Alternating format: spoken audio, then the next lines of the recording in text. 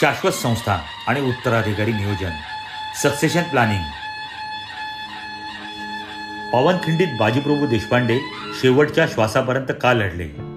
कारण त्यांना माहीत होतं की व्यक्तीपेक्षा विचार आणि ध्येय श्रेष्ठ आहेत. आज आपण शिकणार आहोत की आपल्या बिझनेससाठी दुसरी फळी कशी तयार करावी.